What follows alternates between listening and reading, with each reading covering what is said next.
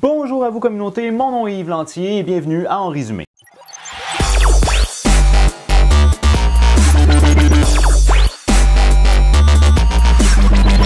Alors communauté, comme vous le savez, En Résumé, c'est l'endroit où je vous partage ma vision de l'actualité, toujours avec une pointe d'humour et d'humanisme. J'espère que vous avez passé une excellente semaine communauté. Alors, comme vous pouvez peut-être l'avoir déjà remarqué, en ce moment, j'utilise du nouveau matériel au niveau technique. Donc, j'ai une nouvelle caméra ainsi qu'un micro. Alors, pardonnez-moi si jamais il y a des défauts au niveau technique parce que j'essaie d'apprendre à utiliser ces nouveaux instruments-là. Alors, communauté, comme vous l'avez peut-être déjà vu dans les nouvelles, eh bien, en ce moment, les États-Unis, ou plus particulièrement le nord-est des États-Unis, est touché par une tempête hivernale historique. Alors, la tempête qu'ils ont nommée Juno devrait frapper le nord-est des États-Unis. Il y a même une ville aux États-Unis qui attend entre 90 cm à 1 mètre d'accumulation de neige. Et il y a certaines personnes qui, au lieu de s'apitoyer sur leur sort, décident d'en tirer profit de cette tempête-là. On a vu apparaître, entre autres sur les réseaux sociaux, le Yeti de Boston.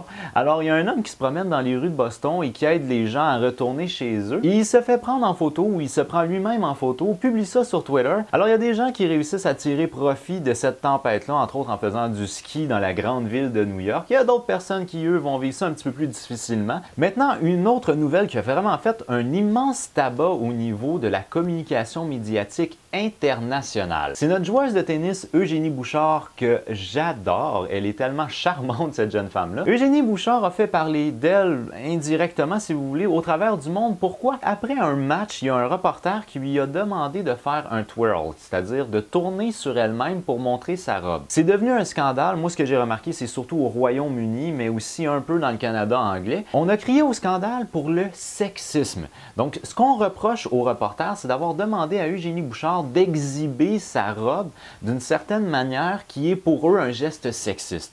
Now, last night, you tweeted that you love Serena's outfit. Obviously, the fluoro is working for you girls at the moment. She was kind enough to give us a twirl. Can you give us a twirl and tell us about your outfit? A twirl? Like... A twirl, a pirouette. Here we go.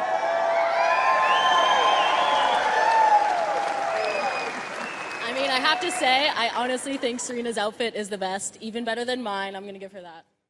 Alors, selon moi, le plus grand problème au niveau du sexisme, c'est beaucoup plus le code vestimentaire imposé par la WTA que le fait que le reporter a demandé à Eugénie Bouchard de tourner sur elle-même. Et un autre argument qui vient dans le sens de ce que j'affirme, si vous tapez WTA joueuse de tennis ou si vous tapez WTA players sur Google, vous allez trouver beaucoup de photos dans les résultats où ce qu'on voit finalement, c'est les joueuses où leur petite jupette est relevée et qu'on voit leur short moulant en dessous. Maintenant, le point de vue des gens qui défendent la position sexiste par rapport à cette situation-là, c'est qu'on n'aurait pas demandé la même chose à un joueur comme exemple Roger Federer ou sinon Rafael Nadal. Maintenant, selon les personnes qui croient que cet uniforme-là doit rester, ce qu'on prône, c'est essentiellement l'aspect historique et la tradition au niveau de la WTA. Maintenant, j'aimerais ça vous entendre communauté, si vous avez une opinion sur le sujet. Est-ce que selon vous, le code vestimentaire de la WTA est sexiste ou c'est le reporter qui a été sexiste en demandant à Eugénie Bouchard de tourner sur elle-même? Maintenant, dans le cas de la principale intéressée, ce qu'elle a dit, Eugénie Bouchard, c'est « Calmez-vous tout le monde, on va se concentrer sur mon tennis d'abord et avant tout. » Maintenant, communauté, en guise de dernière nouvelle que je voulais vous parler, on va se transporter cette fois-ci en Arabie Saoudite. Alors, la semaine dernière, en Arabie Saoudite, il y a un homme qui a été retrouvé mort en quelque part dans le désert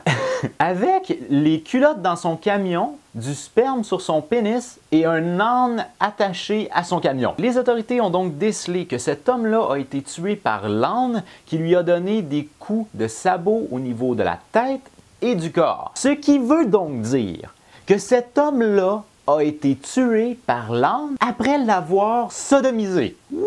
C'est quoi l'idée de vouloir sodomiser un âne? On peut même pas dire que c'est sexy, c'est laid. Je comprends que le sexe est important dans la vie de l'être humain, mais franchement, il y a tout le bain des limites. Alors sur ce communauté, pour moi c'est déjà tout. J'espère que vous avez apprécié ma vidéo. Je vous remercie de l'avoir regardé du début jusqu'à la fin. Bien entendu, si vous avez aimé ma vidéo, n'oubliez pas d'y donner un petit j'aime. Si vous avez vraiment aimé ma vidéo, bien entendu, vous pouvez faire partie de mes partageux et partager ma vidéo. Ça me fait toujours plaisir d'accueillir des nouveaux abonnés. Sur ce communauté, moi je vous dis à jeudi prochain. J'ai déjà hâte de vous voir, as always, with love. Bye bye. No.